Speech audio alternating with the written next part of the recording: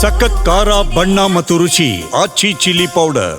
ಕಬ್ಬಿಗೆ ಸಕ್ಕರೆ ಕಾರ್ಖಾನೆಯವರು 3,500 ಹಾಗೂ ಕೇಂದ್ರ ಮತ್ತು ರಾಜ್ಯ ಸರ್ಕಾರ ತಲಾ 1,000 ಸೇರಿದಂತೆ ಒಟ್ಟು 5,500 ರೂಪಾಯಿ ದರ ನೀಡಬೇಕು ಅಂತ ಈಗ ರೈತರ ವಾದ ಇದೆ. ಇದೆಲ್ಲ ಸೇರಿಕೊಂಡು ವಿವಿಧ ಬೇಡಿಕೆಗಳ ಈಡೇರಿಕೆಗೆ ಆಗ್ರಹಿಸಿ ಬೆಳಗಾವಿಯಲ್ಲಿ ವಿವಿಧ ರೈತ ಸಂಘಗಳು ಇವತ್ತು ಮತ್ತೆ ಪ್ರತಿಭಟನೆ ಮಾಡಿದ್ರು. ಅದರ ಒಂದು ವರದಿ ನಿಮ್ಮ ಮುಂದೆ.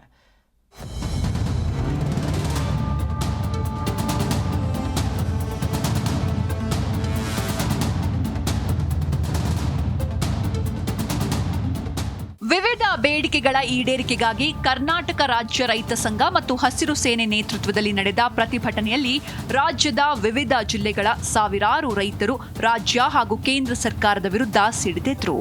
ಬೆಳಗಾವಿಯ ಅಲಾರವಾಡ ಸೇತುವೆ ಬಳಿ ಬೃಹತ್ ಪ್ರತಿಭಟನೆ ನಡೆಸಿದ ರೈತರು ಕಬ್ಬಿಗೆ ಸಕ್ಕರೆ ಕಾರ್ಖಾನೆಯವರು 3,500 ರೂಪಾಯಿ, ಕೇಂದ್ರ ಮತ್ತು ರಾಜ್ಯ ಸರ್ಕಾರ ತಲಾ 1,000 ಸೇರಿದಂತೆ ಒಟ್ಟು 5,500 ರೂಪಾಯಿ ದರ ನೀಡಬೇಕು ಅಂತ ಆಗ್ರಹಿಸಿದರು.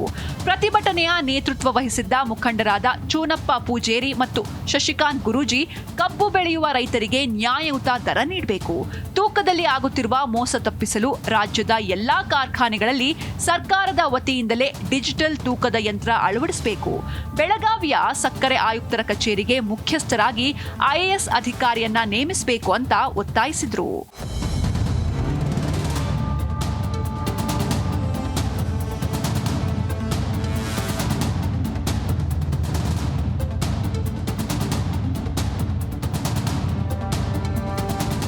ಅಲ್ಲದೆ ಬೆಂಬಲ ಬೆಲೆ ಯೋಜನೆಯಡಿ ಮೆಕ್ಕೆಜೋಳ ಖರೀದಿ ಪ್ರಕ್ರಿಯೆಯಲ್ಲಿ ರೈತರಿಗೆ ಆಗುತ್ತಿರುವ ಸಮಸ್ಯೆಗಳನ್ನು ಬಗೆಹರಿಸಬೇಕು, ಖರೀದಿಗೆ ಹೇರಿದ ಮಿತಿ ಪ್ರಮಾಣ ಹೆಚ್ಚಿಸಬೇಕು. ರಾಜ್ಯದಲ್ಲಿ ಹೆಚ್ಚಿನ ರೈತರು ಹೈನುಗಾರಿಕೆಯನ್ನ ಅವಲಂಬಿಸಿದ್ದಾರೆ, ಹಾಗಾಗಿ ಹಾಲಿನ ಖರೀದಿ ದರ ಹೆಚ್ಚಿಸಬೇಕು ಅಂತ ಆಗ್ರಹಿಸಿದ್ರು.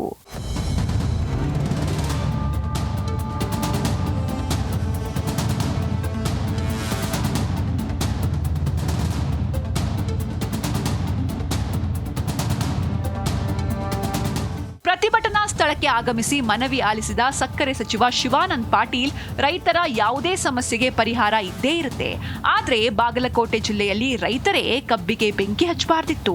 ಬೆಳಗಾವಿ ಜಿಲ್ಲೆ ಗುರ್ಲಾಪುರ ಕ್ರಾಸ್ನಲ್ಲಿ ನಡೆದ ಹೋರಾಟದಲ್ಲಿ ರೈತರು ಸಂಯಮ ಪ್ರದರ್ಶಿಸಿ ನ್ಯಾಯ ಪಡೆದರು.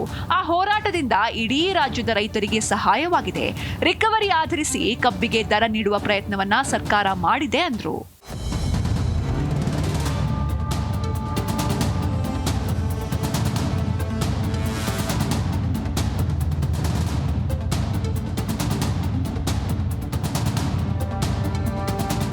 ಇನ್ನು ನಿಮ್ಮ ಬೇಡಿಕೆಗಳ ಕುರಿತಾಗಿ ಸಿಎಂ ಸಿದ್ದರಾಮಯ್ಯ ಚರ್ಚಿಸಲಿದ್ದಾರೆ, ಹಾಗಾಗಿ ವಿಧಾನಸೌಧಕ್ಕೆ ಆಗಮಿಸಬೇಕು ಅಂತ ಶಿವಾನಂದ ಪಾಟೀಲ್ ಕೋರಿದ್ರು.